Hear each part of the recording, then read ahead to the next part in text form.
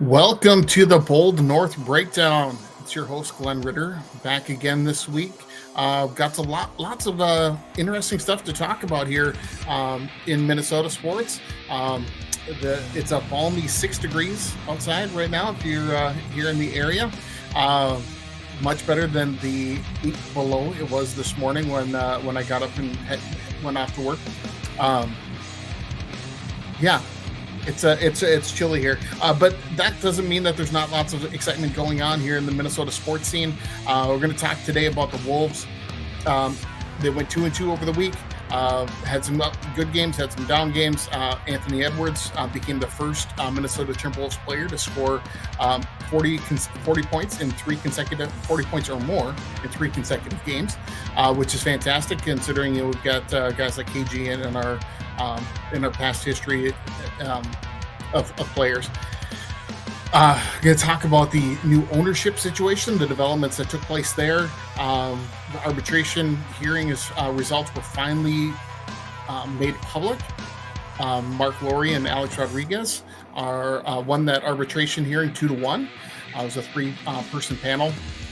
We'll talk about what that means for the ownership group and for the future of the Timberwolves franchise tonight. We're also going to talk about they had a couple of games where they won both of their games before taking a break for the Four Nation face-off. There are some good players from the Minnesota Wild that are well represented on some of those teams, and we're going to talk a little bit about that as well. And then finally, we're going to talk a little bit about pitching. Got my Twins jersey on. I'm going to pitchers and catchers reported today, so I'm going to talk a little bit about what's going on here in Minnesota land. With the Twins, wish we had an ownership change to announce, but unfortunately that's not happening yet. They did sign a player this past week, a former All-Star, Ty France, to play some first base for the Twins this coming season. So hopefully he can regain his form when he was an All-Star in 2022. But we'll see. He hasn't been that level of player in a few years, so we got him on a cheap deal. Hopefully it pays off and is able to really take a step and help solidify the lineup. Having another right-handed bat is always good when some of the big players on the team are lefties. But we'll see how that plays out. We'll talk a little bit about the pitching staff. That's one of my areas of concern because last year they really seemed to break down. Hopefully they have some ideas of things that they can do during spring training to shore up the pitching rotation and the bullpen. But we'll see what they end up doing in that spot. So we're definitely got a lot of stuff to talk about. Huge shout out to my son Noah, who is actually in the hospital right now. So Noah, hope you're doing better. He's going to be back home soon. So nothing too major to worry about. He just always has some health issues here and there. So stick around. We'll be right back here on the Bold North Breakdown on IE Sports Radio, your direct feed for all that is sports.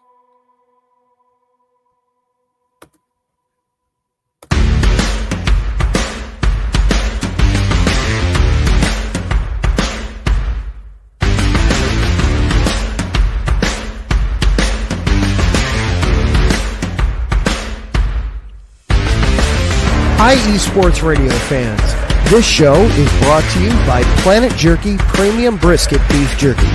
Planet Jerky is the official jerky of the 2022 California League champion Lake Elsinore Storm, Single A affiliate of the San Diego Padres.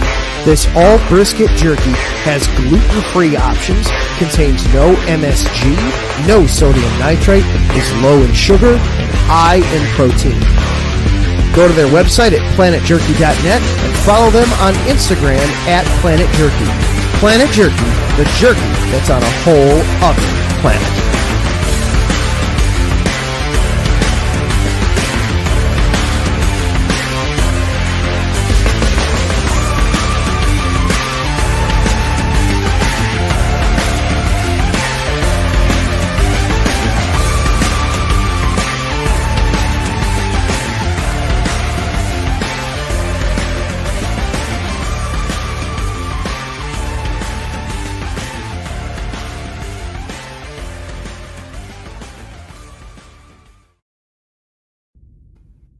rise and shine.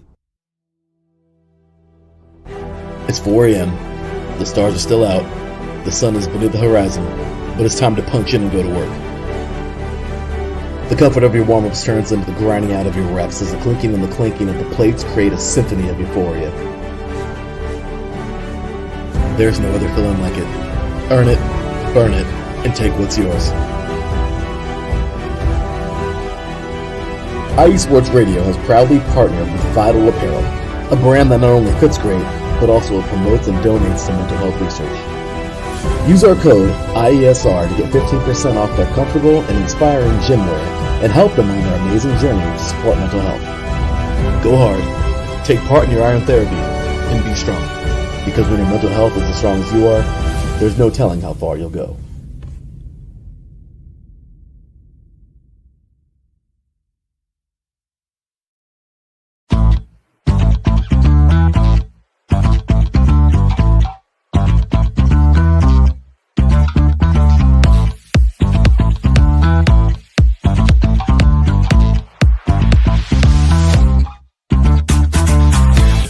Hey there, IE Sports Radio fans. Be sure to check out our sponsor, Seal the Deal Wax Seals by Cecilia B. You just finished your very own wedding or baby shower invitations and you're looking for that extra special touch? Maybe you just wrote a letter to a relative or a friend and you want to add to their smile when they receive it. Then seal the deal with Cecilia's handmade sealing wax stamps for your invitations, letters, and gifts. You bring the deal, we'll bring the seal. You can find them on Instagram at sealthedeal_wax stamps and on Facebook, Seal the Deal Wax Seals.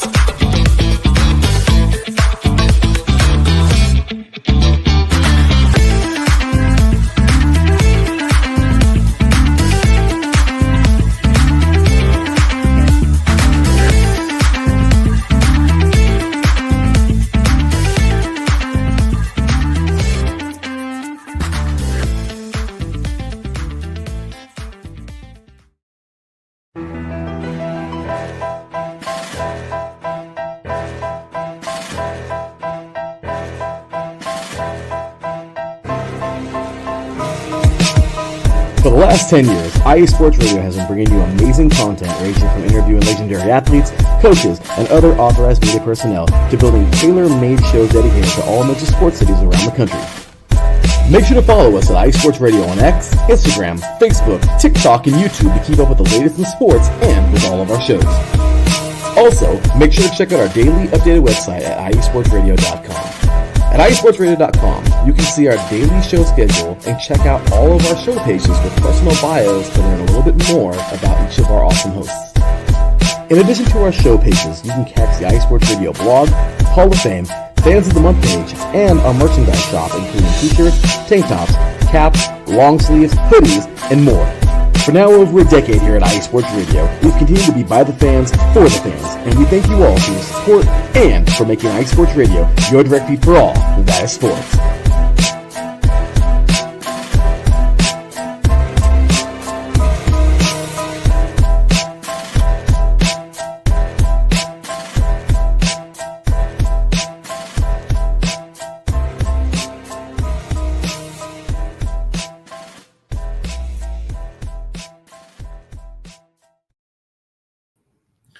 Welcome back to the Bold North Breakdown here on IE Sports Radio, your direct feed for all that is sports.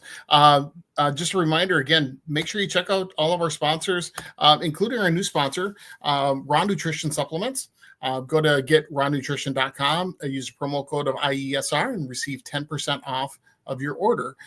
Definitely a great great product to have in addition to the Planet Jerky, beef jerky. I just got another order in over the weekend and going to be placing another order here soon. That stuff is fantastic. That's that premium brisket beef jerky. Got some great flavors. Decided to bring in the jalapeno one because I'm a Minnesota guy. Can't really handle a lot of spice, but that one's pretty good. So definitely gonna be checking that one out. So yeah. Anyway, again, check out our sponsors. Like and subscribe. And if you like what you see here on my show, feel free to reach out to me.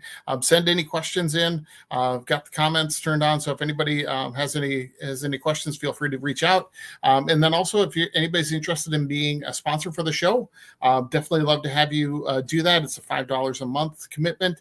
And with that, we'd definitely do some shout outs to you, have you on at least once a month, just to do some interaction, have some conversations about your favorite sports team. So whatever it is, if you like the lacrosse team here in the area, or if you're a fan of St. Cloud State hockey, sign up, be a subscriber, and we'll chat. We can I'll do some research if I need to make sure that I'm up to speed on whatever it is that you'd want to chat about.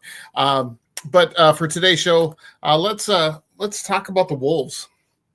As I mentioned earlier, my intro there, the Wolves went 2-2 this week. Started out great last Thursday night. They were playing. They played Houston. Ended up winning 127-114.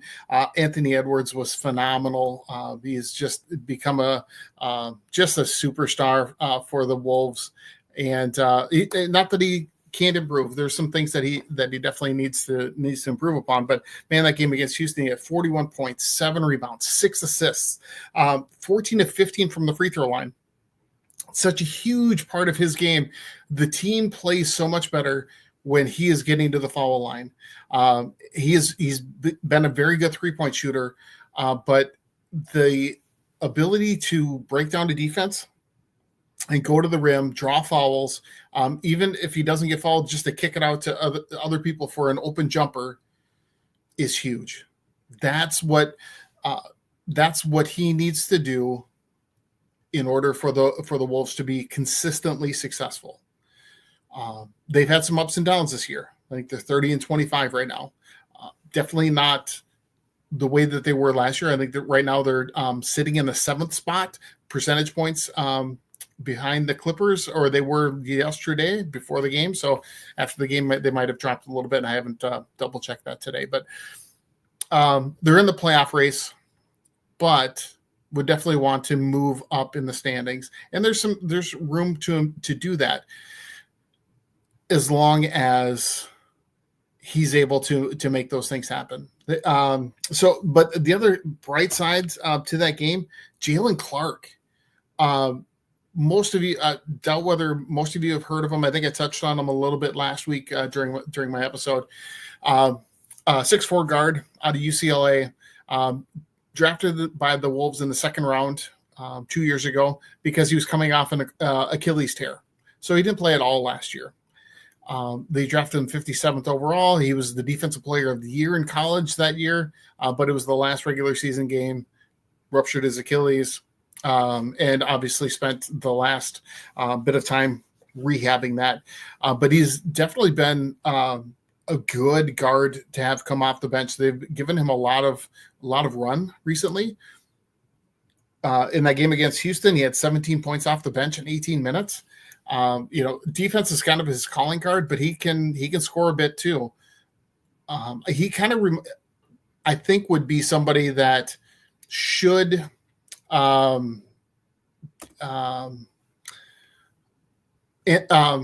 Alexander-Walker leaving free agency after the end of this year. I could see Jalen Clark filling in that role as a defensive, a 3-and-D guy off the bench to help solidify the team and keep the ball going through the hoop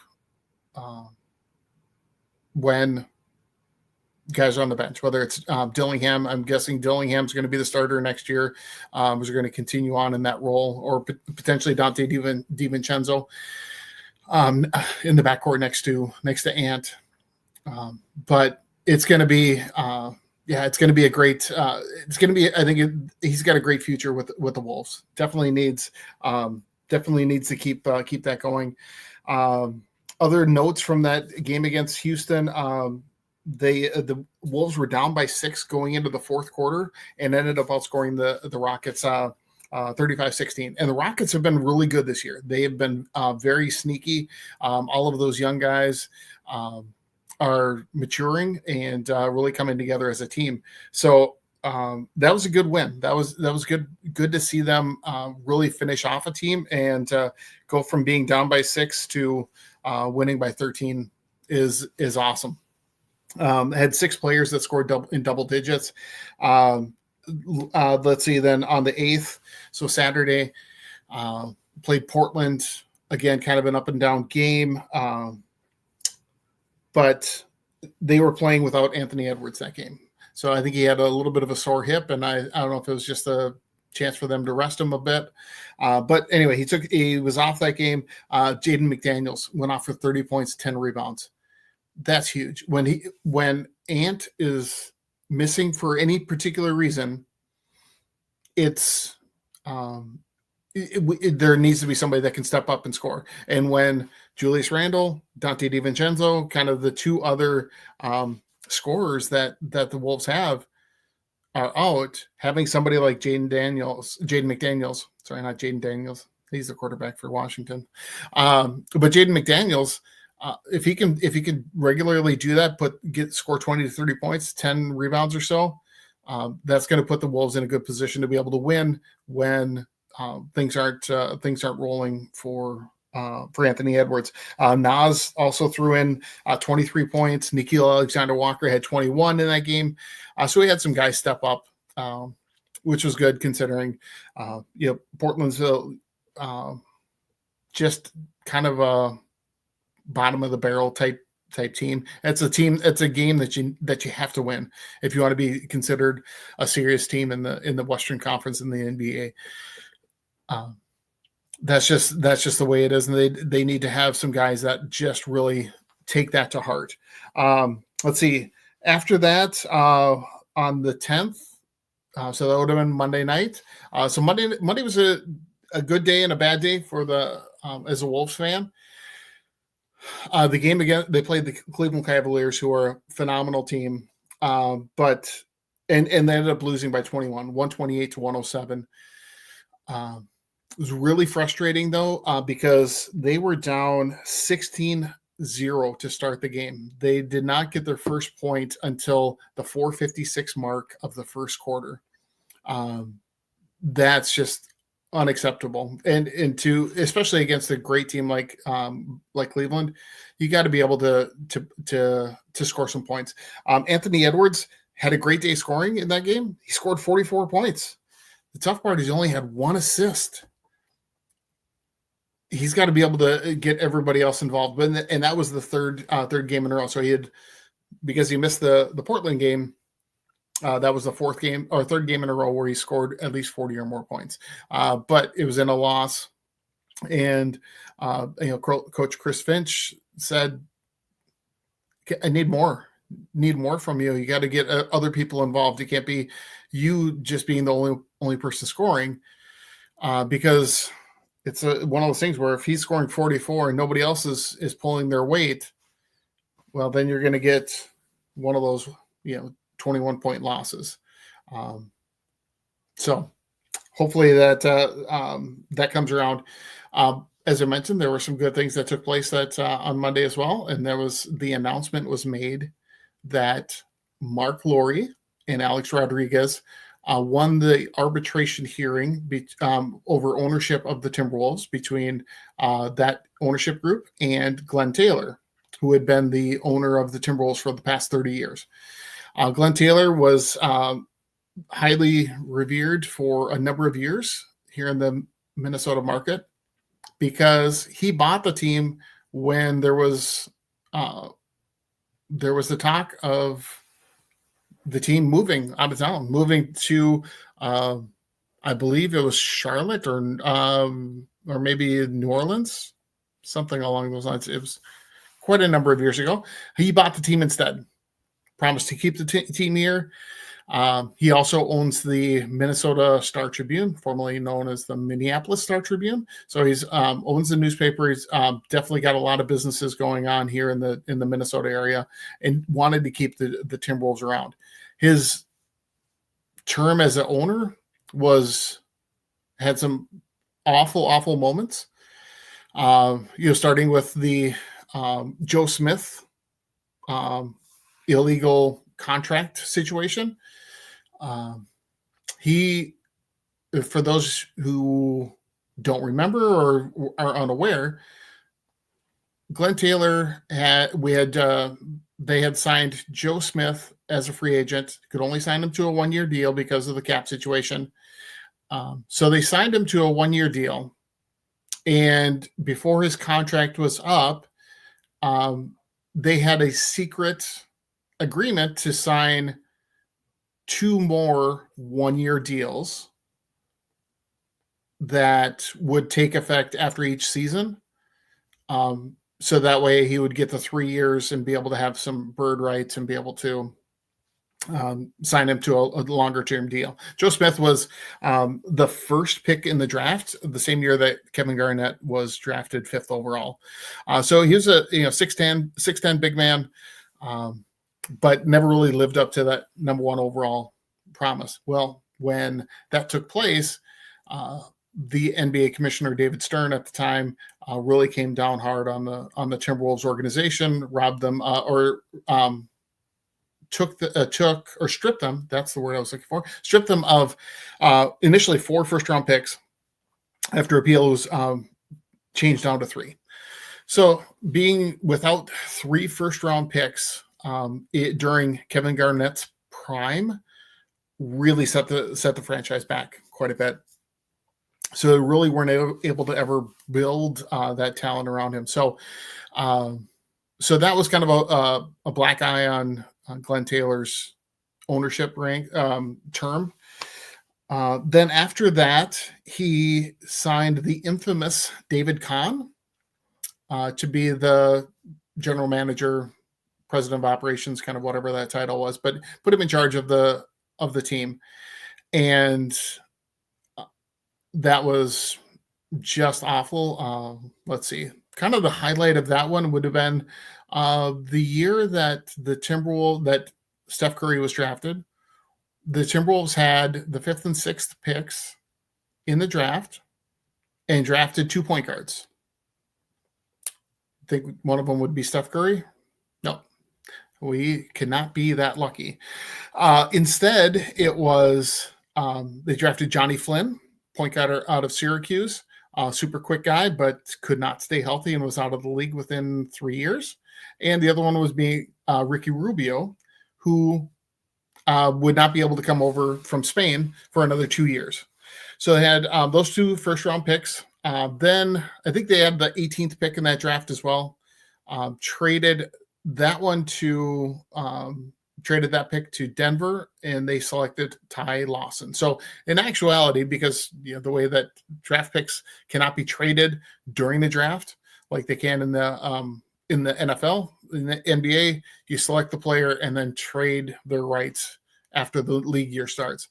So the Timberwolves essentially drafted 3 point guards that year in the first round, and only one of them really became a decent player, and that was Ty Lawson was good for a number of years, but Ricky Rubio was supposed to be this electrifying ball handle scorer, but scoring wasn't ever his forte. Never became the scorer, but he was always a good ball handler, passer to set up an offense. So just to be able to move on from Glenn Taylor and to have these guys. So now what this means for the Mark Lowry and Alex Rodriguez ownership group is, what they won during that arbitration hearing is the opportunity to have a 90-day extension to receive approval from the Board of Governors in the NBA for them to be able to actually take over ownership of the team. So they have the money. Initially, Glenn Taylor said, "Oh, they don't have the money" or whatever. And I think it was a lot of seller's remorse because he sold the team for about $1.5 billion. Then after the Wolves ran off to the Western Conference Finals last year, the team is valued at being worth about probably $3 billion. So that in my mind, that's what happened. Anyway, so then back to last night's game. Was following along on not able to watch it on TV because it's not always televised locally. But they played the Milwaukee Bucks, who were without both Giannis, so the Greek Freak, and Damian Lillard, and ended up losing 103-101. Just a disappointing loss. Just started slow. They were down 16 points in the second quarter. They did battle back. They actually took a lead 101-99 with 47 seconds left, and just couldn't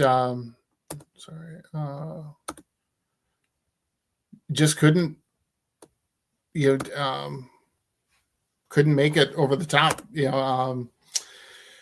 So it was disappointing. Then Milwaukee scored 3 points, they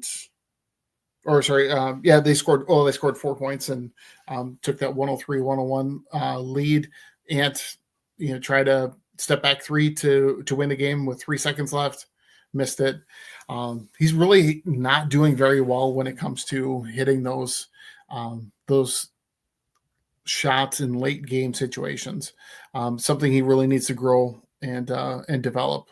So we'll see where that goes. But anyway, we're going to take a quick break here and come back in a few minutes after listening to some of our other shows.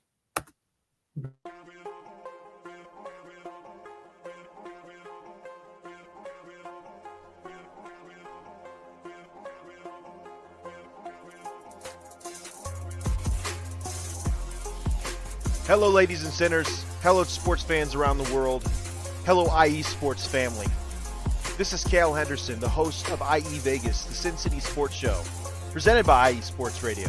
If you folks are interested in sports in the Vegas area, if you're wanting to have a blast for 1 hour, every Tuesday night from 7 p.m. Pacific Standard Time to 8 p.m. Pacific Standard Time, this is a show built for the Vegas sports fans, where we feature the Las Vegas Raiders, the Las Vegas Golden Knights, the Las Vegas Aces, and the University of Las Vegas, Nevada Rebels.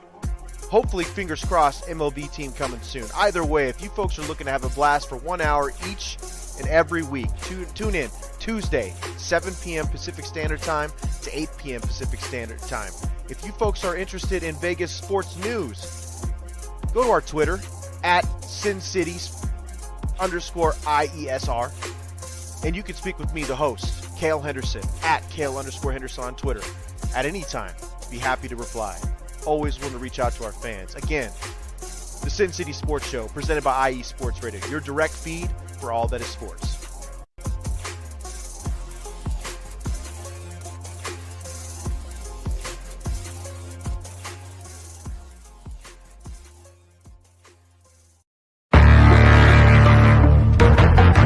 The roar of the crowd, the drama and pageantry, the adrenaline rush and decadence of the world of professional wrestling. Join yours truly, the SoCal Saint, for the best pro wrestling podcast going today, the IE Wrestling Show, exclusively on IE Sports Radio, your direct feed for all that is sports. Join us every Wednesday from 12 p.m. Central Standard Time, 10 a.m. Pacific Standard Time, 1 p.m. Eastern Standard Time. Once again, every Wednesday, the IE Wrestling Show. It's just too woo!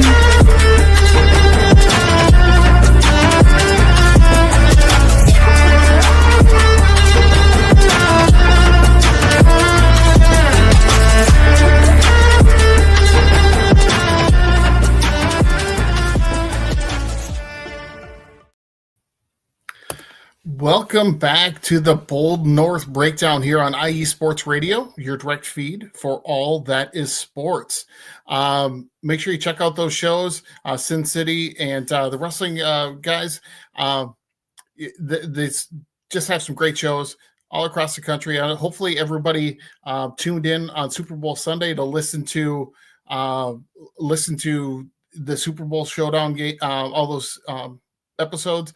Unfortunately, I wasn't able to jump on that day, but I did listen to and watched a lot of those shows, and boy, it was fantastic coverage, talking about the Super Bowl and trivia. I did do fairly well in the Super Bowl trivia. I was driving home from the cabin with some friends or with my wife after hanging out with some friends.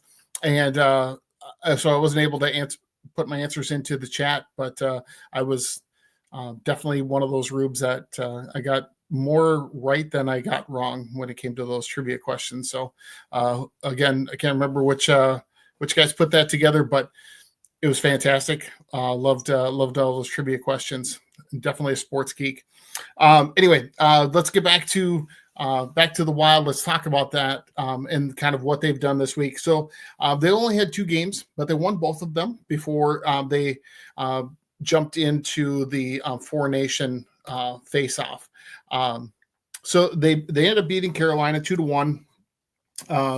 Philip Gustafson was great. He stopped 37 of 38 shots. Let's see, Yakov Trenin and Vinny Hinostra both scored goals to get them that 2-1 win. It was a nice home win because they have been struggling at home. So it was great to see that they did fairly well there. And then so that was last Thursday night. So it would have been during my show last week that they scored. So I think when I went off the air, it was a 2-0 game, and then Carolina ended up scoring a goal just to cut the lead in half. Then on Saturday, they played the New York Islanders. Came up with a 6-3 win. They were actually down 3-1 before rattling off the next five goals. It's great to see. Matt Boldy had 2 goals and 1 assist for a +2. Kustendinov had an assist and led all forwards in ice time, which is great to see for a young guy that is kind of been more of a fourth line type player. But he's gritty. He seems to do pretty well in the penalty kill. They're getting him some more ice time. He was a second-round pick just a few years ago from out of Russia, and definitely somebody that is has got a good future, I think, with the Wild. Somebody that they can really depend on. That's the way hockey is. You got to have the obviously you want superstars, but at the same time, you need guys that can just play good defense and take advantage on occasion with a shorthanded goal, something like that. Being able to make some good passes and do some of those kinds of things. Anyway, then after that, then we came to the Four Nation face-off. So we got this little break in the schedule for 2 weeks, which is great because Kirill Kaprizov can just take these 2 weeks to rest and try to get healthy, which is a perfect timing for that. So the first Four Nation face-off game. So first of all, the 4 nations that are playing in this are Canada, United States, Sweden, and Finland. The Wild don't have any players for Canada or for Finland, but for Sweden, last night they were represented by Joel Eriksson Ek, Philip Gustafson, and Jonas Brodin. It was a great game for those of you that watched it. It was a fantastic game. Really, everybody played really well. Both teams were really trying hard, and so for Sweden to actually take the game into overtime was amazing. The Canadian team got the first 2 goals, had a 2-0 lead. Then Jonas Brodin was able to get a goal, so cut the lead in half. Canada scored again, but then in the third period against Jordan Binnington, the Swedish team got 2 more goals, including one by the third one. The tying goal was by Joel Eriksson Ek, again for the Wild. So it's great to see those guys show up. And then Philip Gustafson really did a ton of work to keep the game close and to take it into overtime. As I was watching the game, he was just getting peppered. When you think about it, Canada has Connor McDavid, Nathan McKinnon, Cale Makar, Sidney Crosby, Who else did they have? Who am I missing? Oh, Mitch Marner, who ended up scoring the overtime goal to give the Canada the 4-3 win. But when you've got some forwards like that and players like that for Canada to really hold your own, he had some really nice stops. So if you get a chance, go back, check out some of those clips where there was essentially an open net. He dives back, gets a blocker save to his right. It was amazing to watch. He's definitely got definitely playing really well. So it was great to see him get the start. For Sweden. Then tonight we've got the United States playing Finland. The United States definitely has some Minnesota Wild representation as well. We've got Matt Boldy as a forward, and then also Brock Faber as a defenseman on the team. John Hines, the head coach for the Minnesota Wild, is an assistant coach on this team. And the general manager for the U.S. team is Bill Guerin, who's the general manager for the Minnesota Wild. So, or president of hockey operations, I believe is his title. So, anyway, so definitely has some definite Minnesota ties to that team. So, really excited to see how that game goes tonight. With going against Finland, I think Finland's kind of been undermatched or overmatched in this matchup. I think everybody's really going to be looking for what's going to happen with when the United States faces off against Canada. Listening to some hockey guys on Sports Talk Radio here in the Twin Cities area, and even reading some articles on The Athletic, like to check out their page as well. It's good to see that Canada isn't necessarily running away with the next generation of hockey players, especially when it comes to goaltenders. I think they were saying that only 27% of goaltenders in the NHL are Canadian.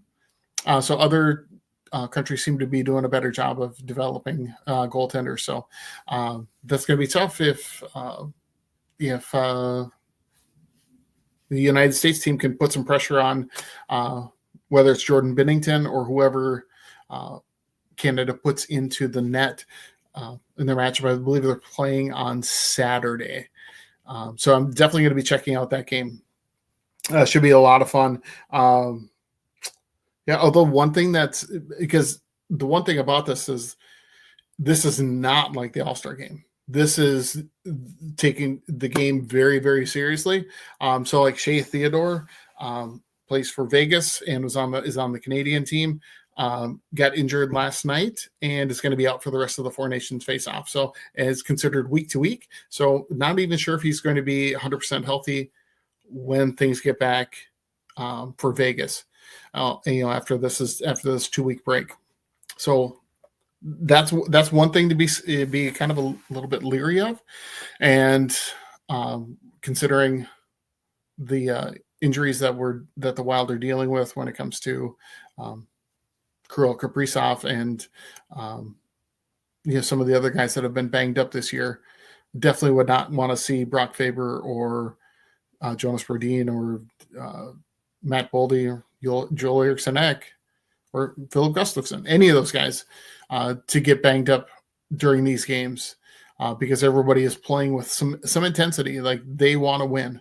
When players are representing their country, it's a whole different ball game than when they're facing each other in like an all-star game where it's just kind of pickup hockey. It's not the same. It doesn't have the same intensity as when they're playing for their country. So that's going to be interesting to see how the rest of this tournament plays out.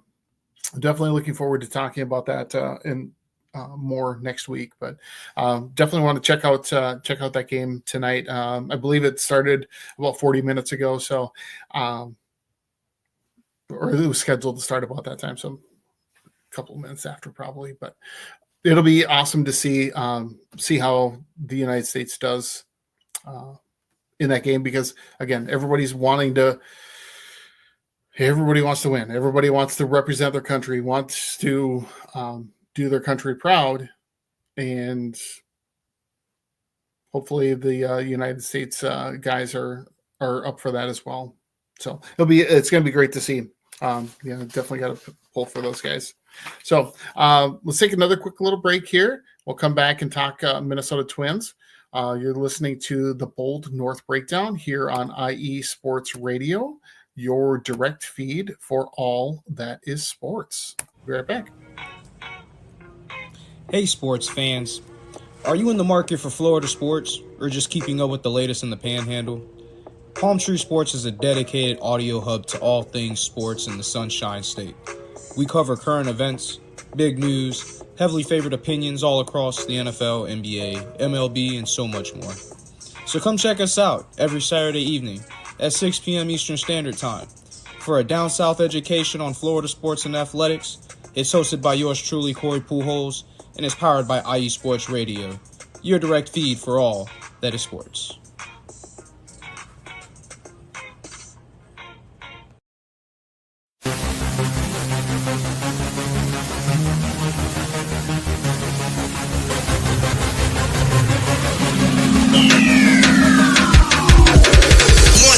Everybody, this is Taryn Rodriguez.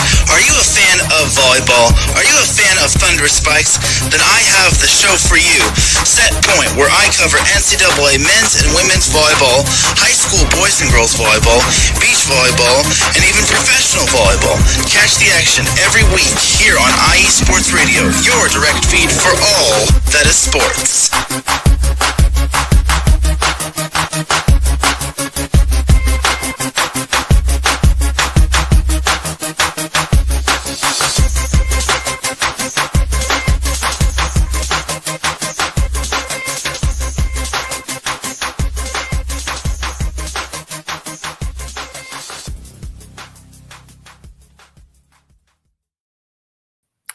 Welcome back to the Bold North Breakdown. Definitely check out those shows. I know that I personally love to listen to Taryn talk about volleyball. It's one of my favorite sports to play, and definitely has some great information, great insight there, talking about some different things. But let's go over and let's start talking about the Twins a bit here. So, Minnesota Twins, got my jersey. Yep. Pitchers and catchers reported today down in spring training. Looking forward to seeing what they can do. 2 years ago in 2023, the team was impressive. Had some great pitchers. Lineup was really good. It was a pretty solid team. Won their first playoff series in since like 2003, so 20 years. Or something like that. Can't remember exactly the details, but last year was really disappointing. It was awful to watch. I think the team approached the season with a hopeful attitude rather than actually having a good system of players being in place. They've got some really good prospects that they brought up recently, guys like Brooks Lee, and Edward Julian are a couple of young guys that have really stepped up over the past couple of years. Jose Miranda they've had some really good hitters that have developed. Luis Arias a couple of years ago, obviously he got traded for Pablo Lopez, and then who has then since traded to San Diego, has won 3 batting titles with 3 different teams in the last 3 years. So kind of interesting to see how that happens. But since the pitchers and catchers reported today, I thought I'd take a look at and go through a little bit about the starting pitching staff, right? Because that's the big piece, to me. Last year, after Sonny Gray left in free agency, kind of started out the season with, okay, we got Pablo Lopez, we got Joe Ryan, we got Bailey Ober, and we got Chris Paddock. Hopefully he stays healthy. I think they traded for a guy from Seattle, and he was injured like the entire year, which is like, come on. And then so as the season went along, as people started getting injured, they started replacing them with guys like from the minors. They had to start bringing guys up. So first guy up was Louis Varland, St. Paul guy, grew up here, has been here in the franchise or with the Twins organization for several years. Super popular with the St. Paul Saints because he grew up in St. Paul. And so when you go to a St. Paul Saints game when he was pitching, the place went nuts. Like they were like, Louis. They were just going crazy for him. So it was great to see him up with the big league club. But he's really was being overmatched by major league hitters. So his kind of role ended up being more of a long reliever. But he could pitch a good amount of innings, right? So that's good. But you had to have somebody step up to be that fourth or fifth starter. They were relying on a lot of young guys.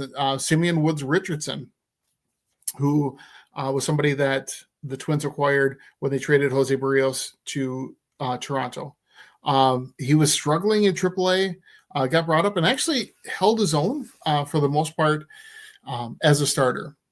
Wasn't able to go a large number of innings, so usually it was 5 innings is about the max for him for throughout the most of the season, which isn't a good sign for your bullpen. If you've got to have 4 innings worth of bullpen work every game, playing multiple nights in a row, that really leaves the bullpen taxed towards the end of the season, right? So what ended up happening last year was that all these young guys started coming up. Then they brought up David Festa, who was really tearing it up in the minors. Gets brought up and did pitch fairly well in his first couple of outings, but again, gets to the point where he's not used to pitching as many innings as he had in the minors. So then he's going to be asked to pitch more or gets pulled earlier, and which leads me to another idea, issue that I have with the manager. Drawn a blank. Anyway, sorry, doesn't matter. But just getting pulled because of the analytics, right? When managers have that kind of mentality, rather than just trusting a guy to battle through, or saying, "Oh, well, this particular batter does well against right-handed pitching, so we need to bring in a left-handed reliever." But you don't have a good left-handed reliever, doesn't make a whole lot of sense. So sometimes you just got to let these guys go through the lineup a third time, because that was Rocco Baldelli's thing, is just to, well, he's gone through the lineup twice. Now the third time is when he's going to start. They're going to start getting hit. Well, give him a chance, right? Sometimes there would be there were games where the starter would go through the lineup twice, pitch 5+ innings, almost 6, and be at like 70 some pitches and get pulled in the 7th. Well, let him pitch the 7th. What the heck, right? I mean, some of the things that some of the decisions managers make based on analytics is way different than what I grew up on, watching baseball. Like, if analytics ruled the world in 1991, the Twins would not have won the World Series. Jack Morris stood on the mound. Tom Kelly comes out to him when he's getting a little bit of trouble. He just told him to go sit back down in the dugout. I got it. And it's too bad that there aren't more guys like that, and more players where the managers just trust their guys. But yeah, anyway, so yeah, this year, what I'm expecting them for them to start out with, it's going to be those 3 main guys again: Pablo Lopez, Bailey Ober, Joe Ryan, assuming he comes back healthy, because he got hurt late in the season or about mid-season, and then ended up missing the rest of the year. So hopeful that he can come back and be the same starter he was, where he was pretty dependable, had more wins than losses, fairly good ERA, whip, those kinds of things, and was just a solid player. After that, they still have Chris Paddock, who ended up coming back later in this season last year, because I think he was injured to start out from the previous year. I think he had Tommy John surgery, so he had to recover from that from a couple of years ago or whatever, a year and a half ago. So anyway, he pitched fairly well as a starter down the stretch. Then you got David Festa, Zebby Matthews, my favorite name for a baseball player, Zebby Matthews. Just awesome. And he was he's somebody that really shot up through the minors last year. I believe he was the one that went from single A at the beginning of the year all the way up to the majors. He went from low A to high A, or he probably started in high A, I think, now that I think about it. High A to double A to triple A, and was doing well at every level. And we needed a pitcher. We needed a starter. And he got brought up and pitched fairly well his first few outings. Then once the teams get the scouting report on him, they're able to make some adjustments, and he's pretty young, so he wasn't making adjustments to those adjustments. So then we've got Simeon Woods Richardson and then Louis Barland as potential starters. I really hope that they are able to come up with something else, because one rumor that I had heard about a few weeks ago was San Diego being in the market for a catcher, and the Twins have a surprisingly solid catching core. They got Ryan Jeffers as kind of the starter. He was initially going to be kind of a platoon guy with Christian Vasquez last year, but ended up playing, I think, at least probably about 65% of the starts at catcher behind the plate. Good hitter, pretty good at receiving and managing the pitching staff. So he's going to be the number one catcher this upcoming year. The one player that was rumored to have going to San Diego was Christian Vasquez. Great defensive catcher, good arm, really good at receiving pitches, but not a great bat. However, he's contract for this year, I believe, is for $10 million. And it sounded like San Diego was interested in him, offering up Dylan Cease as a starting pitcher potentially in that trade. The one issue was financials, right? San Diego's going through some ownership legal battles between the owner's widow, the owner passed away, and I think his sons. They were thinking of different ways that they should manage the team and run the team. So they're trying to cut some costs there. So when they were talking about sending out Dylan Cease, they wanted whoever was taking him to take on some of that, or to take on the majority of that contract, and even to keep some of Christian Vasquez's contract, some of that money, which, as long as the poll ads are in charge of are owning the Twins, that's not going to happen. So I know that we've had the countdown to opening day. I think yesterday they showed a picture of Jack Morris wearing number 47. So I think it was 47 days yesterday to opening day, which means today's day number 46. So I don't see any way that they find a new owner and get that done before opening day happens. But I can hope. So, because they were able to get, they also have Jair Camargo and Diego Cartelia, who they've acquired from the Dodgers over the last couple of off seasons. I think Camargo was part of the Kenta Maeda trade. So he's a fairly young catcher. And then this year, then they also got Diego Cartaya from the Dodgers, who had been a really good high prospect for the Dodgers, but has since fallen off the past couple of years. And we're able to get him for a pretty light price tag. I think there was I believe we sent a relief pitcher out in that deal. But other things that have been happening with the Twins lately, let's see. They signed Ty France to a contract to be an option at first base. France was a 2022 All-Star with Seattle, however, has not looked like a All-Star since then. But hopefully he can pick up where he left off, and hopefully it's one of those buy low, sell high kind of players. That's kind of the Twins' MO, is they're never going to swing for the fences with the free agents. They're going to just instead of throwing one dart at the bullseye, they're going to grab 10 darts and just throw it at the board and see what. Hopefully one hits the bullseye. That's kind of how they operate.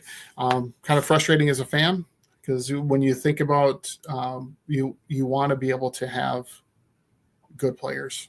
Because Alex Bregman signed yesterday with Boston, knew that they were never going to be able to get him. But who was there was a pitcher that was signed yesterday as well. It was like a 4-year, $55 million contract, and I'm thinking, if he's a solid starter, why weren't the Twins in that conversation? It's just frustrating as a Twins fan, because again, this is the first team that I really started following back in 1982, which I was 9 years old at the time. Watched them go. They won 60 games that year. They went 60 and 102. But they had some really good young players on that team. Kent Herbeck was on that team. Gary Gaetti, Frank Viola.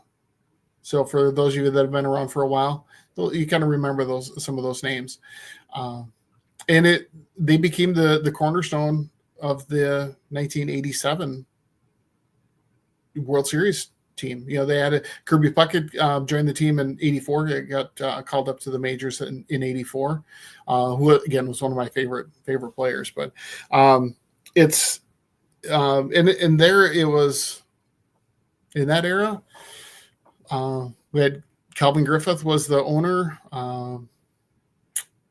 Ended up selling the team to Carl Pohlad, I believe, in 85, and it was a nice transition.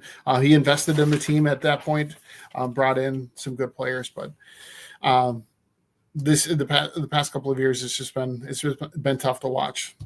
But anyway, thanks for joining me, everybody. It was great to see everybody out here joining in. Again, this is the Old North Breakdown here on IE Sports Radio, your direct feed for all that is sports. Thanks again for joining.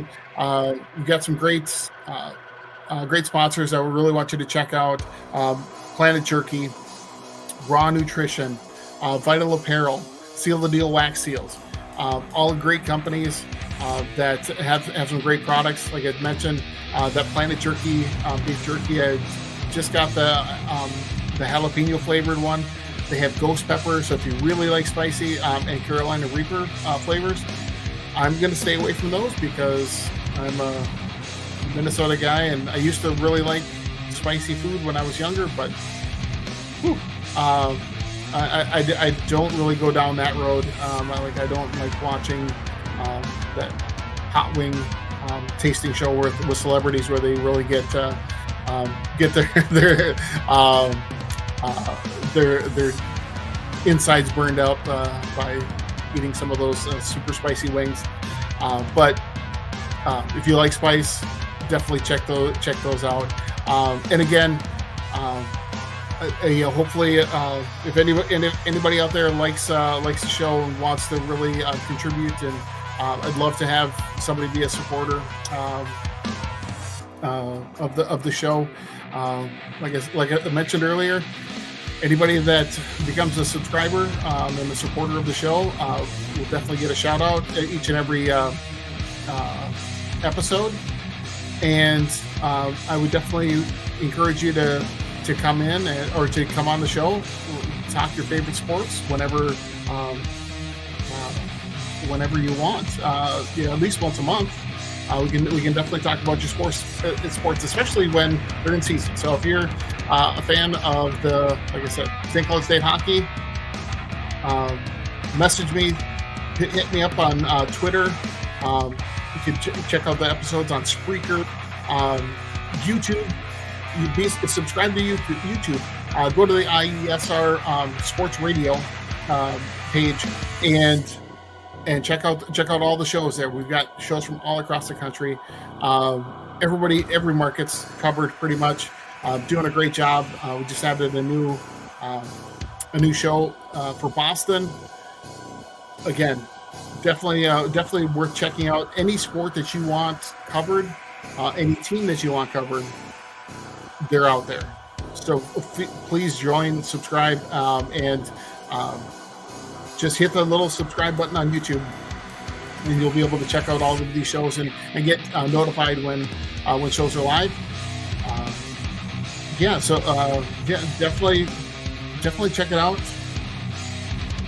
Again, become a sponsor. $5 a month helps pay the bills around here, because all this technology is not free. But so anything that you can do to help out would be greatly appreciated. And love to chat with you, have a conversation with you for everybody to watch. To talk about sports. It would be like I said, love to do it. Hopefully, some of you guys feel the same way and would like to do that. Looking forward to it anyway. So that's it for this week's episode of the Bolton North Breakdown. Next week we'll talk about hopefully talk some Vikings next week. And now that we're getting into the off season, now the Super Bowl is done. Have a great week, everybody. You're on IE Sports Radio, your direct feed for all that is sports.